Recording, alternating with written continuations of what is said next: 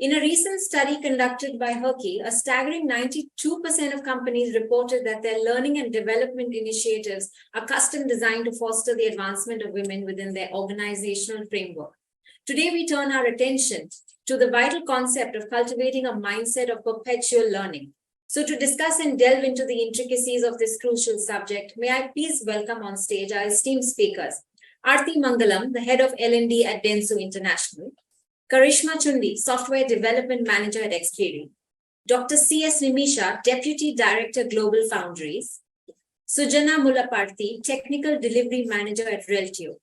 Our moderator for the day is Vandana Saxena, Head of HR and L&D at 3A Learning Solutions.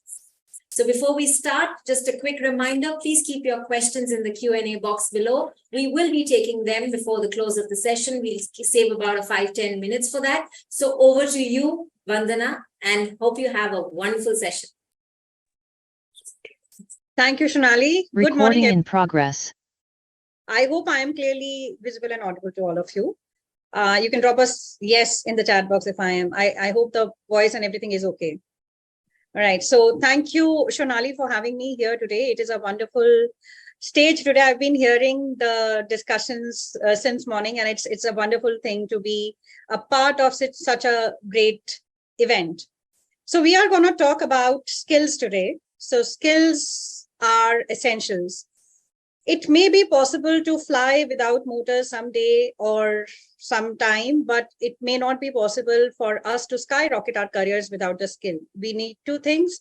One is the attitude and the other one is the skill. The future belongs to those who learn skills and combine them in creative ways. Today, we are here for an insightful discussion with our esteemed panelists who will talk about unlocking skills or #unlock skills. So let me quickly introduce you to the panelists first. I'll begin with Charishma. Charishma Chundi is a distinguished software development manager with more than a decade of impressive experience and a remarkable portfolio of 30 plus granted patents. With expertise spanning full stack development, mobile applications, and web apps, Charishma brings a wealth of knowledge and innovation to our event today. Hi, Charishma. Hi, everyone. It's my pleasure to be at this event. Thank you. Coming on to our next panelist, Sujana Mulaparti. Sujana Mulaparti, with 13 plus years of experience, transitioned from S to a technical delivery manager, showcasing adaptability. She excels at project initiation, refinement, and collaboration. Notably, she embraced a six-month career break to realign her interests personally and professionally. Sujana's journey exemplifies her dynamic growth. So, welcome, Sujana. Hi, everyone. Thank you, Vandana, and I'm excited to be here. And we must talk about that career break because, a lot of people do have questions about that how do you relaunch yourself? And then we have, coming on to the next panelist, we have Arthi Mangalam Jairam. Dr. Arthi Mangalam Jairam comes with 19 years of experience in learning and development. She heads the L&D team in Dentsu and focuses on behavioral and leadership skills enhancement. She was the district director of Toastmasters International in Tamil Nadu and Pondicherry in 2022 and 23. She is an avid storyteller, an author, holder of 2 world records, and the organizer for 1 world record. Arthi pursues education based on her passion. Welcome, Arthi. Thank you so much. Coming on to our next participant, Nimisha, CS Nimisha. Nimisha has 13 plus years of industry experience related to semiconductor manufacturing. She's working with GlobalFoundries India site supporting incoming quality and materials engineering for GlobalFoundries fabs. Nimisha has previously worked with Energy Storage Group IMEC Belgium as a postdoctoral researcher. Nimisha has experience in research and development of energy storage devices, thin films, and electrochemical materials. Her core skills include semiconductor processing, characterization, and driving automation projects for efficiency improvement. Hi, Nimisha. Hi, Vandana. Happy to be here. Great. So before we move on to the discussions, let me just quickly introduce myself. I have been an HR professional and a soft skills trainer working in the corporate world for 25 years for now, and into L&D or soft skills development for past 12 years. So let's just begin with a quick discussion.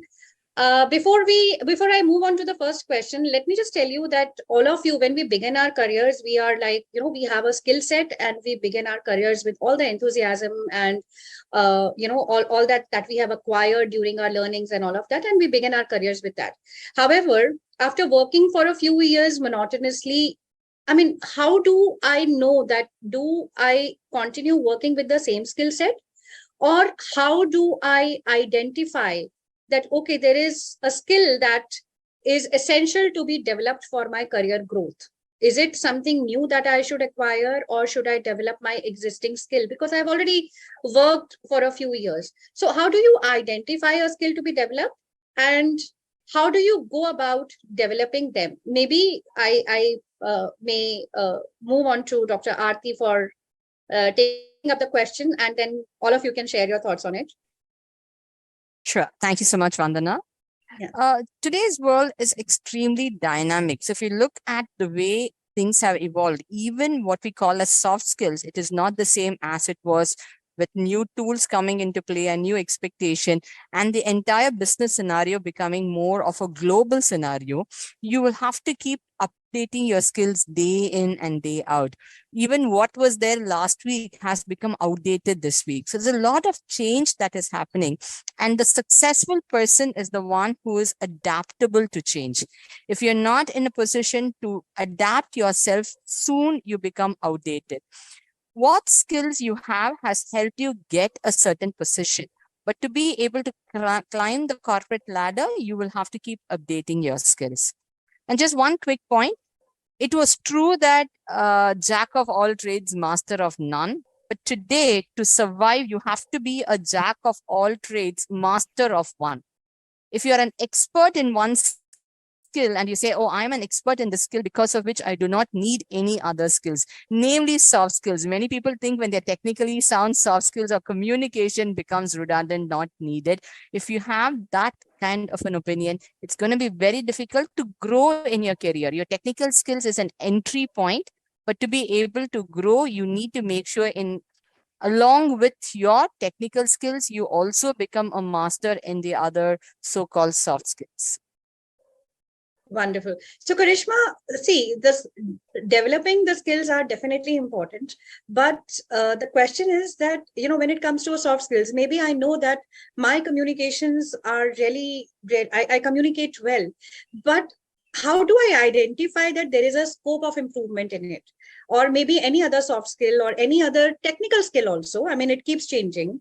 And how do I identify that there is a scope of improvement in my skill? And how do I unlock that barrier of knowing that, okay, I know everything? Because as we grow, we get to know that we start to believe that, okay, yes, I have worked for a few years and I know most of it. If not everything, I know most of it. So how I unlock that thing, that desire, or identify that this is a skill I need to be developed?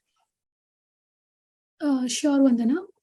While it's common for a lot of us to feel that we are stuck in a monotonous role, but it's within our power to steer our career in the right direction.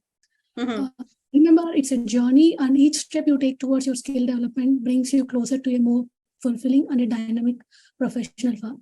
What I think is, first of all, we should identify ourselves, what we are good at.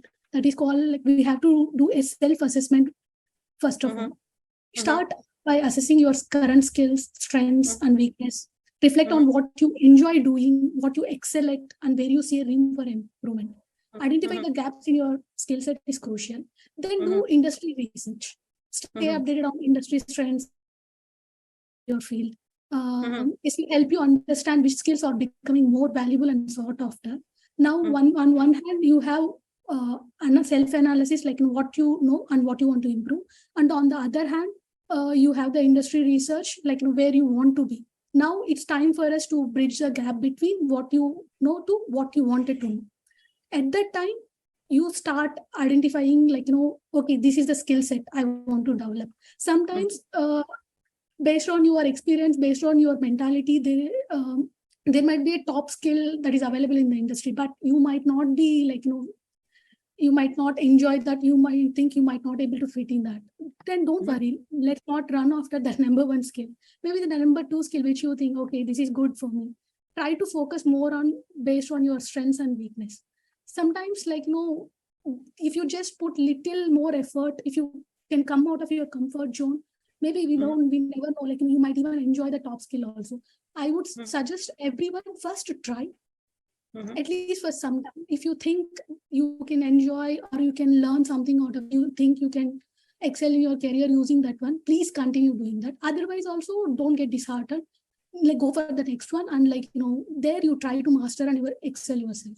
In order to develop those skills, I recommend, like, break each skill set that you want to achieve into smaller components and set achievable milestones, and allocate time each week for focused learning and practice. Utilize online courses, tutorials, books, mentorship programs, and conferences like HerRising, etc. And then also keep track of progress. Just simply by learning may not be so helpful. You track your progress because you have already set your milestones.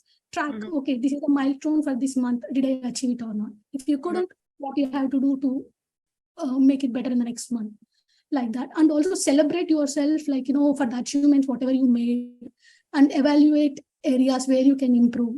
This will help you stay motivated and focused on your career growth journey. And one thing we all should remember is learning is always continuous. There is no hard stop for it. It's always a pause. So keep doing that. And sometimes collaborate with people of your similar mindset. That way you can even figure out what skills, like, when similar mindset people, they would have already tried what you wanted to do. They can give you some guidance also on that. To conclude, identify essential skills, staying curious, and being proactive in your developing these skills can make a significant growth on your career. Wonderful. So I will always remember what I know and what I want to know. So I should draw a chart saying that, okay, this is what I already know and this is something that I need to develop. However, to bridge the gap, Sujana, what do you feel? Like, I find that already what I know and what I want to know, and there is a gap in my learning. And to bridge the gap, how do I go about it? Because there are so many options available. See, if I talk about a technical skill, or let's say any technical skill, which is called the latest in the trend is called digital marketing. Now there are so many options available. How do I decide that which one is good for me? So it comes back to the same core. First step, initial step is like having that self-awareness, right? So like you mentioned that, okay, now I know what I need to learn and what I know already, right? So this really defines what role you want to get into. See, like we have numerous technologies which are coming. Now you have AI, now it has changed to generative AI, and you have digital marketing. It's like, I would give the analogy of Instagram. You log into Instagram, there are hundreds and hundreds of reels coming. You don't know which one to see. I mean, like, you keep scrolling and you don't know what is going into your head, right? So it's like, it's a conscious surfing is what you do there. Like, for example, a fun story. I want to make a samosa and I get onto YouTube. Before I could mention that how to make samosa, I can see a list of all the videos where it's like, okay, do this decluttering or generative AI. So many things, and you will just be like, you will be lost. So having that self-awareness, okay, this is what I want to do. This is my interest. Like Charishma has mentioned that what makes you happy. As we have already been in the role for some time, we will know, okay, this is something which I'm liking. This is something which I'm not liking. So based on that, you can identify the role, what you want to get into. And it's like, it's the same, like how you have technology, it's the same way you have multiple jobs. People think, okay, get into IT means immediately they will think, okay, I have to sit and code. It is not coding. You have multiple roles which are exactly as per your interest. So in fact, I have done that during my career break. I took a break where I was like completely vexed up. I thought, okay, enough, I need a break. But while I took that break, I really spent time with myself. What is that I was enjoying? What is that I'm not liking? Okay, this is something I enjoy. Okay, I like to move on to different projects, complete and go. Okay, what are those roles? Okay, now if you see, I'm a technical delivery manager. So that means I have projects which I head and I complete and then move on to another one. So then I started searching for, okay, what for those job descriptions. Okay, these are the job descriptions. Now, once you get into the job, okay, what are the companies offering this? Okay, what is this company doing? So it's like step-by-step process. You identify what is it and then go on to that particular technology. You don't get into, okay, what technology I will take, it will not answer you. It will only make you lost. So having that clarity is very important, and turning inwards for that is the most important step, which people are not doing that. And that's very important. Spend time with yourself. That's the most important thing. Yeah, and well said. So, Nimisha, when we talk about, I may forward this question to Nimisha in specific, because when we talk about skill development, there are enough challenges for women. They often face unique challenges at the workplace. So I have to manage. I mean, let's be practical. I have to manage a lot of things. I have enough on my plate. So how do I deal with that gender specific obstacle while working on a skill development? Because, A, making time, B, there are a lot of other challenges at the workplace that as a woman or a working woman, I would face. So how do I deal with those gender specific obstacles while working on skill development and career advancement? Nimisha, if you may want to take that up. Yeah. Thank you, Vandana.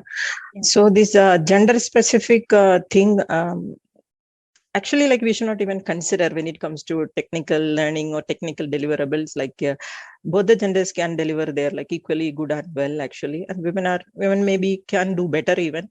So what we need is what I would say is to plan the day, plan the week, and plan your month ahead, and prioritize the work.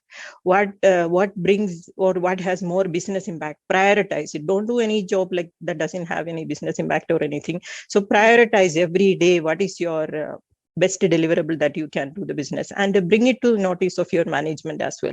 Sell yourself well and do a good job.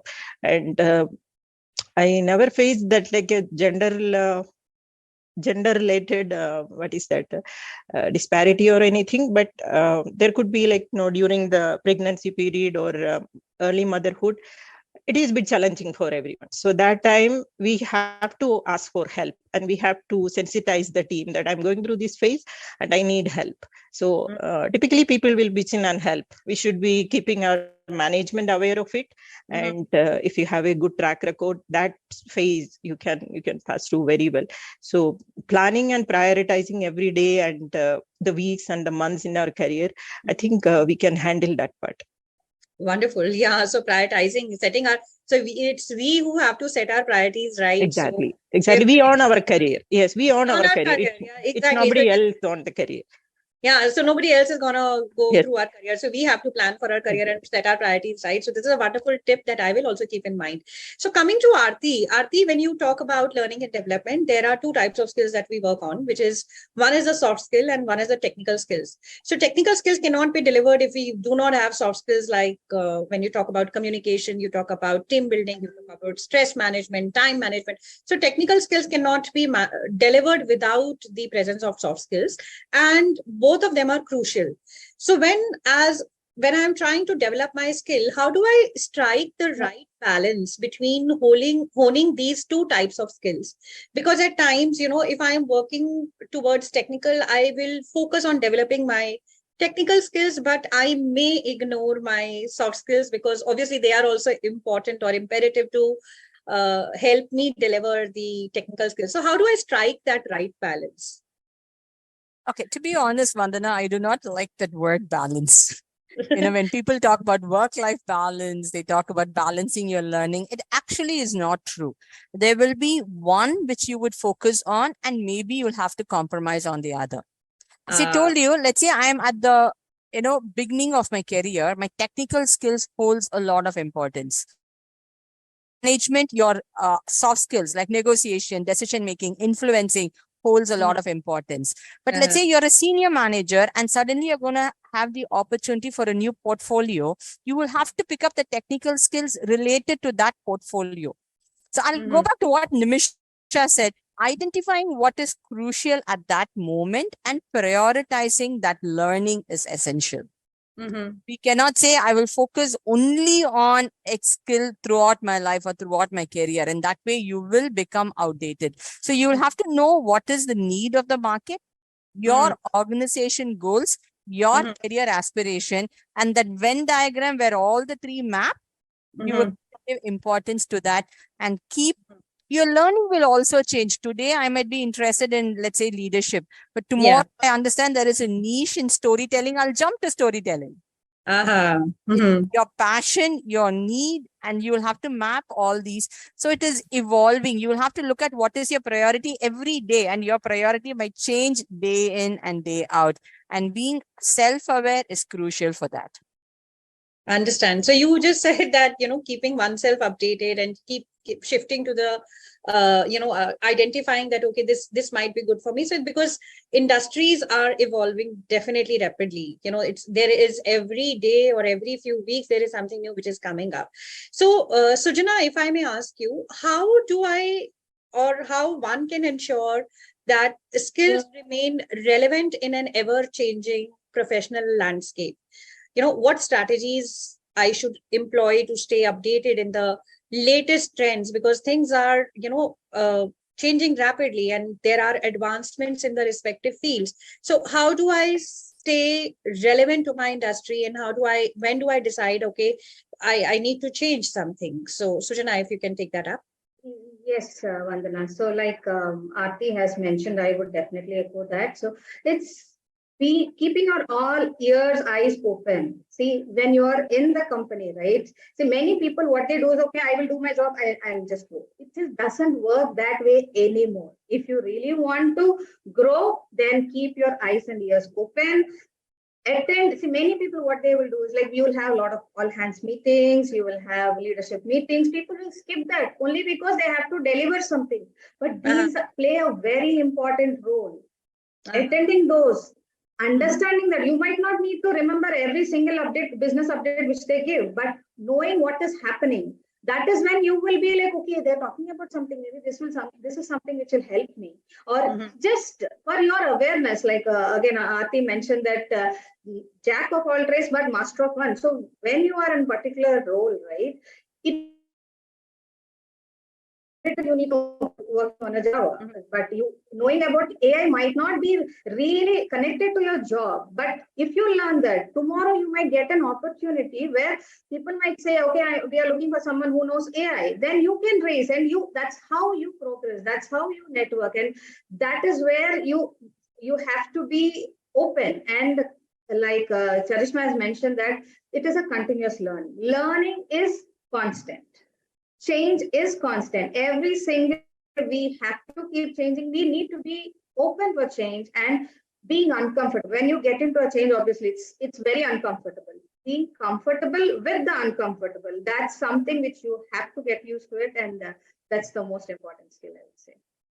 Well said. So we resist to every change because we don't want to step out of our comfort zone, and learning is a constant process. Change is a constant process, that you have said wonderfully. So let me come to Charishma now. Charishma, when it comes to learning, there are mentors also.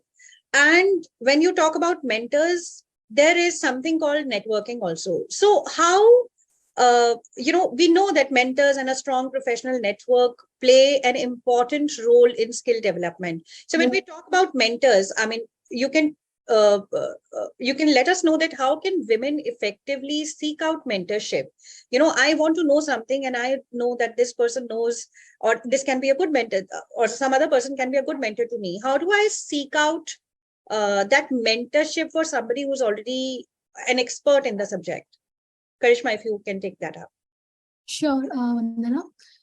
This question, I would like to answer it in two parts. The first one is how mentors play an important role in skill development. To answer that, if you take my personal experience, they played a very important role.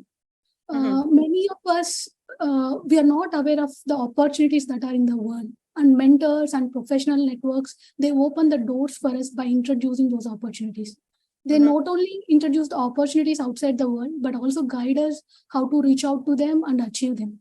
Even in our company, Xperi, also we have wonderful mentorship program and professional network group. When it comes to my personal experience, when I changed my role as a individual contributor to management, they guided me a lot, and they have even introduced me about a management course with IIM Koliko. This helped a lot during my transition.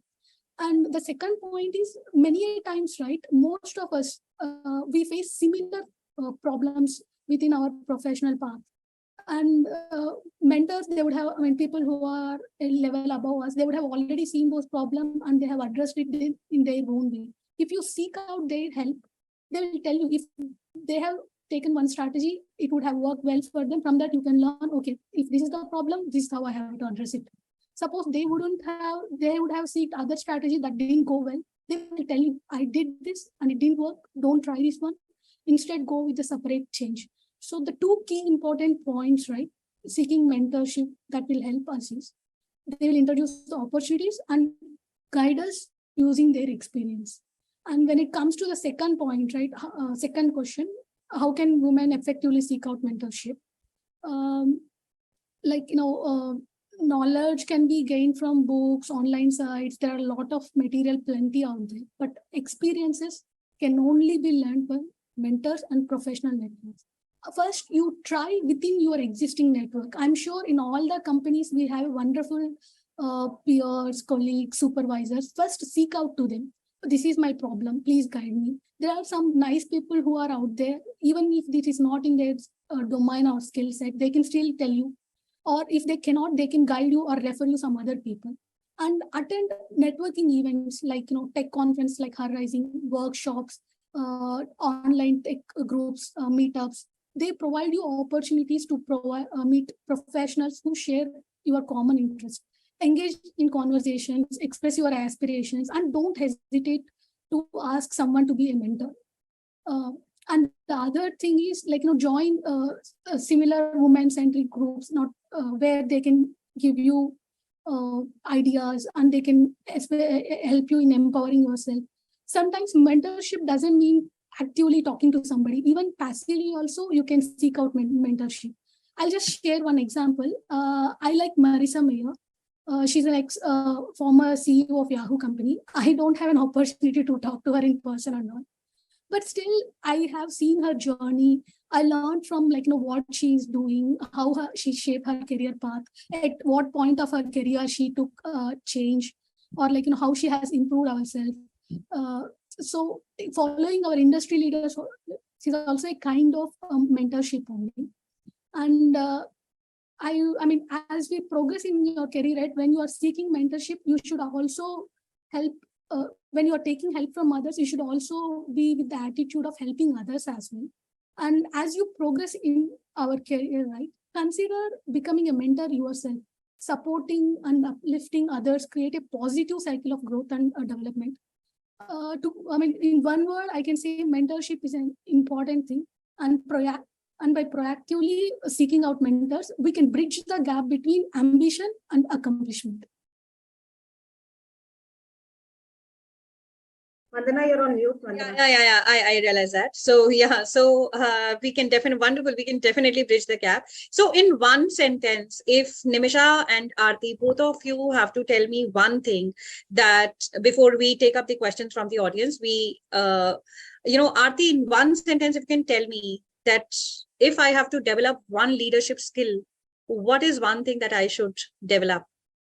One leadership skill that I have to take up, or if I'm trying to build my leadership skills, what's one quality that I should look at or work on? Just one quality if I have to do that. I'll give it to you in one word: emotional intelligence. Wonderful.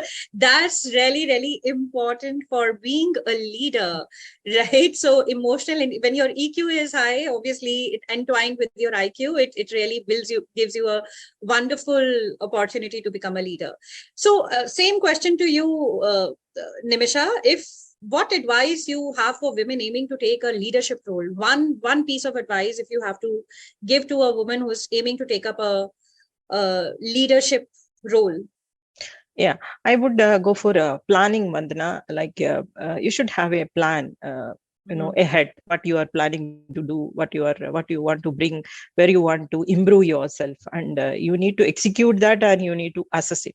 So planning well in advance is something I would say, so because that will keep your day-to-day work very well streamlined, and output could be like your KPIs or whatever output is coming from you is very visible. Even it won't go here and there, it's all like put in one place. All right, so let's Vandana, sorry to interrupt. Yeah, go on, Sujana. You wanted to say something. Go on, please. I want to tell, I kind of agree with Arthi and Nimisha, but I have one thing is like communication. That's very important. Reason being, for example, you do a mistake. There is a way how you can communicate. Right? So it's all in the, see, you have emotional intelligence. You feel bad for other person, but you're not able to communicate that. Then it will not help, right? So everything, these are all components of being like a leader. These are all very important components. Like you have a curry you make, there is no salt, it's like salt, and you have chili powder and all that. These are like that. But when you have these things, right, and it's not like, okay, I'm learning communication, I'm done. It doesn't work like that. Everything, I would say it is like, I don't know, I'm not getting the right word, but like they will be like, it's a mix of things. So focus on those things, have the self-awareness, then you will go for it. And like if the process is easy, don't make it as a big thing in your head. Yeah. So here is a question on career break that I would, like you to answer definitely. So, so Meghna is asking, is there any scope for women who want to get back to work after a long sabbatical? And is there any skill set which they should develop? I mean, if you can answer. So career break, I would say I promote career break, frankly speaking, because it has almost 10 years. It was there in my mind. I'm sure like every woman who is a mother at some point they'll think, okay, I need a break. I need to take care of the kid. All the guilt, everything will come into picture. At that time, few people will take, few people will not take, depending on the financials and other things. But at some point, if you really feel that in your heart, you definitely need to take a break. But once you take a break, right? Use that time to spend with yourself. Why did you take a break? What did you not like it? What is that you can do? And I also promote every woman should work. Even if you're a crorepati, you are like born with a silver spoon, or your husband is earning so much, still there is a financial independence which comes. There is a self-awareness which will come. There is an individuality which comes with job or your own business. You earn money for yourself. Even if you have too much money, you can give it to someone else, but still make your own money. It will make you a complete different person. Now, the question which Meghna asked, like I'll give you an example of my own sister-in-law. She was working in some mobile company, and she took a break of 15 years. And she was hardly into the industry or into IT or anything. She did not even know how to use an Excel. She was so busy, and she was like, okay, fine, my husband is into business, I don't need to do. But at some point she thought, okay, I need to get back. I need to stand for myself for various reasons. What did she do? She identified her interest. Now, she came to me, my husband, okay, you have people from IT, obviously they'll say you can do this technology, that technology. The moment you say technology, people who are not really aware of it, it will be like a big pink elephant in the room. But what she did is like she tried to find what is her interest. Now she's working in a company where they manufacture generators, and she's in the admin where she is talking to the customer. Basically, it's like a customer success manager, I would say, in an IT terms. But how did she learn this? She has something to love. She loves to talk. If a new person comes, she knows how to make them comfortable. That is her skill. She used that. So when you have a career break, don't just go with the latest technologies. That is the second step. First step is please spend time with yourself. What you like to work on. For example, I will give my own example. I took a 6 month break because I was vexed up, frankly speaking, with the role, what I'm doing. Something I was liking, something I was not liking. Then I thought, okay, what is that I like? Then I define my own role. Okay, these are the things. I will find a role where, okay, they will work with people, they have projects, they have customers. Then I started checking the job descriptions. That is when I went into, okay, these are the companies which are giving these kind of roles. And then prepare your resume with your transferable skills. You might not have something like, if you go and search for a resume for a 15-year-old, then you will have so many achievements. I got this award, that award, I have done this, so many technical terms will be there, which you feel that, okay, I don't have all these things. Don't get into those things. Put your transferable skills. You know what I have given during 6 months, I have spent time to learn swimming by myself and with my son. So I have put that as a transferable skill, telling that something new I can easily adapt. Adaptability is one of my best qualities. So anything new, you don't worry, I will take it. So that is how you can put. So make your resume which you feel good about yourself. It should not be like something different. Oh, this is not me. You should not get that feeling. So make your resume like that. So career break, if someone wants to make, please make it. And whoever has made it, don't worry, hell lot of opportunities are there and you will get a job. Figure it out what you want. Thank you, Sujana. Thank you for those lovely insights. And before we move on to the next session, I'd like to take a few more questions from the audience for our panelists here. I'd like to ask the question by Yuvarani Ashok, who asks, do weekend online upskilling courses hold value, or do they put candidates at a disadvantage during screening? Any advice for job applications with such credentials? Anyone can take this question. If Nimisha or anyone else would like to address this, we'd be happy. Sorry, can you please repeat the question?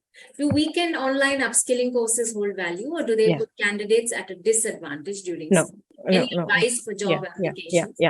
Actually, I recruit for semiconductor manufacturing. We recruit many people. We support remotely the operations of GlobalFoundries outside India. So when we recruit people, we actually tell people to go through some very helpful online courses. There are like NDPL, like very online resource library. You go through it, upgrade yourself, make yourself know what is semiconductor, what is transistor, all those related terms, and you should be explaining it as well. Actually, I suggest this to candidates in the first round of interview, and I tell them, go upskill yourself and go through the course and come back for the second round of interview. If I see that learning aptitude there, I select them, because in that way, I make sure that they can learn and they know the basic as well. On that, I can build up. So this is something I take it very positively. Relevant online courses for my recruiting or the job functions, I take it as a positive. Lovely. That's great to know.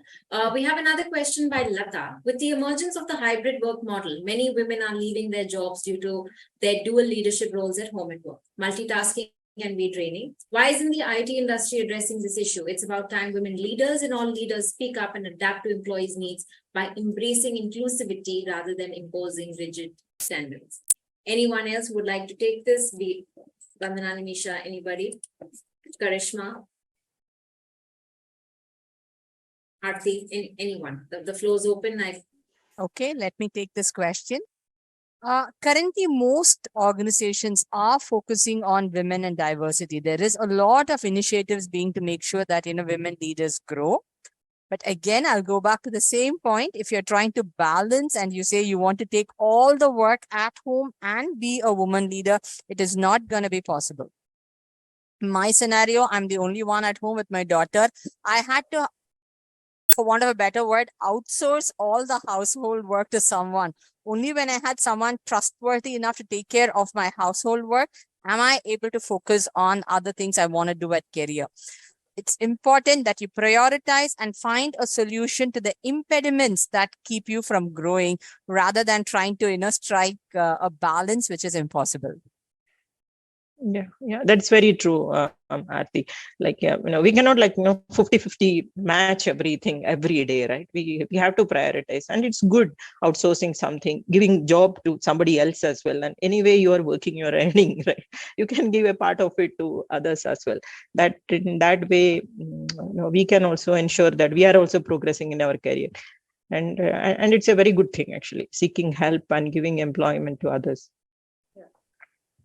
Letting go is something which, as women, we don't easily do it. We'll think that, okay, I have to do everything, which is not easy. But unless until you let go, you cannot perform. So what is your priority? I think it goes to the first point where Nimisha mentioned that priorities. So what is your priority? Do you want to do your job right, or you want to take care of the house? Both you cannot do. That's the reality which we have to get into. Yes. Very true. Vital, valuable lessons on a vital topic. I'm sure you left a lot of food for thought for all our audience over here. Thank you so much to our speakers for attending and being part of today's HerRising 2023. Thank you so much for your valuable time. And thank you, Vandana, for being a lovely moderator.